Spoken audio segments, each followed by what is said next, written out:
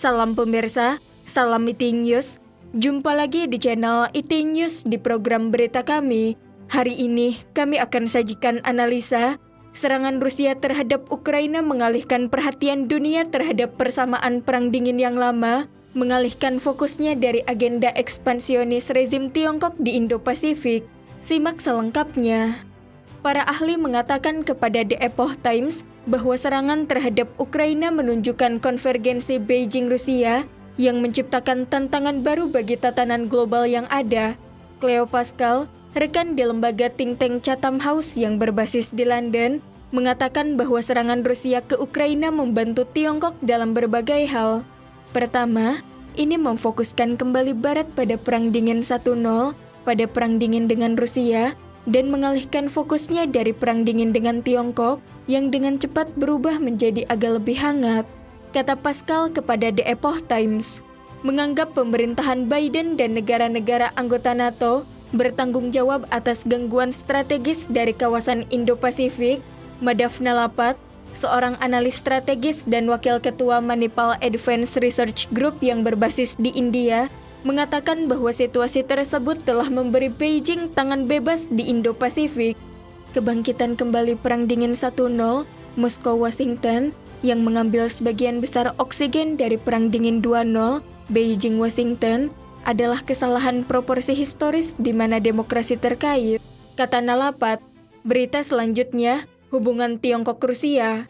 Sejak invasi, Beijing telah berjalan di atas tali diplomatik, menolak untuk mengambil posisi tegas mendukung kedua pihak.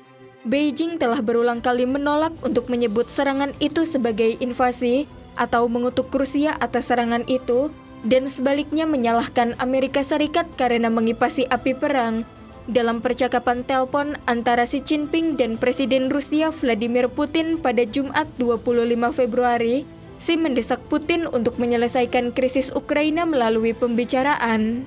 Xi menggambarkan serangan itu sebagai perubahan mendadak di wilayah timur Ukraina dan menegaskan kembali bahwa sikap fundamental Beijing telah konsisten dalam menghormati kedaulatan dan integritas teritorial semua negara. Kurang dari 3 minggu sebelum invasi, Putin bertemu dengan Xi di Beijing pada hari pembukaan Olimpiade musim dingin yang mengakibatkan kedua pemimpin menyatakan kemitraan tanpa batas. Xi juga menyuarakan dukungan untuk oposisi Rusia terhadap perluasan NATO, masalah di jantung krisis saat ini di Ukraina, sementara Rusia mendukung klaim teritorial Beijing atas Taiwan yang memiliki pemerintahan sendiri. Kedua negara juga menandatangani kontrak gas dan minyak senilai hampir 118 miliar dolar AS. Frank Lehberger, seorang sinolog yang berbasis di Jerman, mengatakan kepada The Epoch Times bahwa sumbernya mengatakan kepadanya bahwa Xi dan pejabat tinggi Partai Komunis Tiongkok lainnya di Politbiro, badan pembuat keputusan tertinggi partai, mengadakan pertemuan rahasia selama Olimpiade Beijing, di mana pertandingan teriakan antara Xi dan saingannya, kubu Jiang Zemin, Red terjadi. Xi dipaksa untuk mendapatkan kembali dukungan penuh dari Putin. Sekarang Tiongkok di PBB tidak lagi memberikan dukungan penuh atas invasi Putin ke Ukraina. Kata Lehberger, ketika pasukan Rusia memasuki ibu kota Ukraina, Kiev pada Sabtu 26 Februari, setelah 2 hari serangan udara di kota-kota dan pangkalan militer di seluruh negeri, Presiden Ukraina Volodymyr Zelensky menolak bantuan Amerika untuk melarikan diri dari Kiev dan mengatakan bahwa dia membutuhkan amunisi anti-tank dan bukan tumpangan. Dia meminta rekan senegaranya untuk berdiri teguh melawan pengepungan. Sementara itu, media pemerintah Tiongkok mengambil ini sebagai kesempatan untuk mengutuk Amerika Serikat karena tidak bertindak secara bertanggung jawab terhadap Ukraina dan menggunakan perang untuk mendapatkan kepentingan yang lebih strategis. Presiden Ukraina Volodymyr Zelensky dalam pidato video mengeluh bahwa negara-negara Barat telah meninggalkan Ukraina dan membiarkannya mempertahankan diri sendiri. Beberapa warganet Barat bahkan bertanya, di mana AS yang memprovokasi perang dan mengatakan berpihak pada Ukraina, kata media pemerintahan Partai Komunis Tiongkok, Global Times dalam sebuah editorial. Namun, Lehberger mengatakan bahwa krisis di Ukraina adalah kegagalan diplomatik bagi Beijing karena sebelum serangan itu, Pejabat AS berulang kali memberitahukan kepada Beijing tentang serangan yang akan datang, tetapi Beijing tidak mempercayainya. Xi dan para pemimpin ditipu oleh sekutu mereka, Putin, bahwa dia tidak akan menyerang. Mereka mencemooh Amerika, dan kemudian setelah invasi 24 Februari, baru benar-benar terkejut. Katanya, ada 20.000 warga Tiongkok yang bekerja di Ukraina, dan mereka sekarang dibantai di antara garis depan. Kata Lehberger, menambahkan bahwa orang-orang Tiongkok yang mencoba melarikan diri dari Ukraina memasang bendera nasional mereka di mobil mereka untuk mencegah penembakan. Ruang udara Ukraina ditutup untuk semua penerbangan sipil setelah serangan Rusia. Serikan Kondapalli, seorang profesor studi Tiongkok di Universitas Jawaharlal Nehru yang berbasis di New Delhi, mengatakan kepada The Epoch Times bahwa invasi Rusia datang pada saat yang canggung bagi Partai Komunis Tiongkok yang dijadwalkan untuk mengadakan pertemuan penting, Kongres Partai, akhir tahun ini. Xi akan meluncurkan tawaran yang belum pernah terjadi sebelumnya untuk masa jabatan ketiganya di Kongres. Rusia, yang membentuk Partai Komunis Tiongkok pada 1921, memiliki banyak pengaruh politik di Tiongkok, dan perkembangan Ukraina diharapkan berperan dalam perjuangan politik domestik, kata Kondapalli.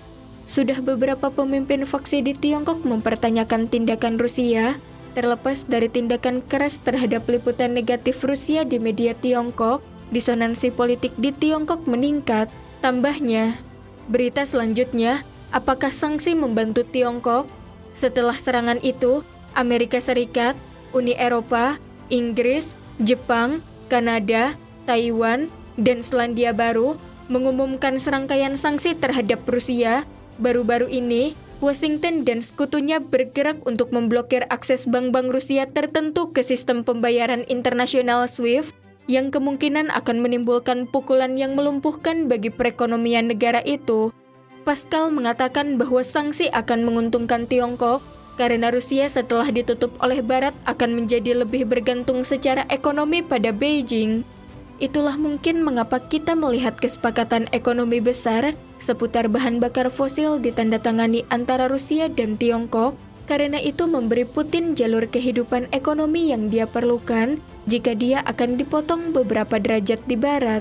Katanya, merujuk untuk pertemuan Putin dan Xi pada awal Februari, administrasi bea cukai Tiongkok mengumumkan minggu ini bahwa mereka telah memutuskan untuk mengimpor gandum dari seluruh wilayah Rusia. Tiongkok sebelumnya telah membatasi impor gandum dari produsen gandum utama dunia, Rusia, karena kekhawatiran jamur penyebab penyakit. Perdana Menteri Australia Morrison pada 24 Februari mengutuk Beijing yang meliberalisasi perdagangan dengan Rusia di tengah krisis. Pada saat dunia berusaha untuk memberikan sanksi tambahan pada Rusia, mereka telah melonggarkan pembatasan perdagangan gandum Rusia ke Tiongkok, kata Morrison pada konferensi pers. Anda tidak pergi dan melemparkan garis hidup ke Rusia di tengah periode ketika mereka menyerang negara lain, itu sama sekali tidak bisa diterima. Namun, Lehberger mengatakan bahwa baik Rusia dan Tiongkok adalah negara oportunistik dan sanksi tidak selalu sesuai dengan kepentingan Tiongkok. Orang Tiongkok yang bermuka dua akan mencoba memeras semua jenis konsesi dari Rusia yang lemah dan diasingkan. Mereka selalu melakukan ini ketika mereka mencium kelemahan, tidak peduli apakah Anda seorang teman atau sekutu. Katanya, ia menambahkan bahwa Putin tidak jauh lebih baik, dia menipu sahabatnya Xi dalam invasi, dan begitu baik sehingga dia, Xi, tidak mempercayai informasi jujur apapun yang diberikan Biden kepadanya. Dua bank milik negara Tiongkok, Bank of China dan Unit Lepas Pantai Industrial and Commercial Bank of China pada 25 Februari mengatakan mereka telah membatasi pembiayaan untuk pembelian komoditas Moskow menyusul pengumuman sanksi Barat. Tiongkok sudah mengendus kelemahan Rusia 3 hari dalam perang, kata Lehberger, karena hubungan ekonomi Tiongkok yang signifikan dengan Barat mungkin bukan kepentingan Beijing untuk membantu Rusia menghindari dampak sanksi. Menurut Kondapalli, meskipun Beijing telah mengumumkan strategi sirkulasi ganda untuk mengurangi ketergantungannya pada ekspor, proses ini mungkin memakan waktu lebih lama dan karenanya dampak Ukraina bermasalah. Katanya, bergaul dengan Rusia lebih lanjut dapat meningkatkan biaya bagi Beijing karena rezim sanksi semakin intensif. Kata Kondapali, sanksi terhadap Rusia juga telah meningkatkan harga minyak dari 94 US dollar per barel menjadi 100 US dollar per barel, dan ini secara langsung berdampak pada Tiongkok yang bergantung pada impor. Impor energi Tiongkok menghadapi gangguan pasokan yang berkelanjutan dan terjangkau dalam waktu dekat. Kata Kondapali, sekian Eating News hari ini. Terima kasih telah menonton, dan silahkan subscribe channel ini dan bagikan ke teman-teman Anda. Jika Anda memiliki opini, silahkan beri komentar di bawah ini. Sampai jumpa.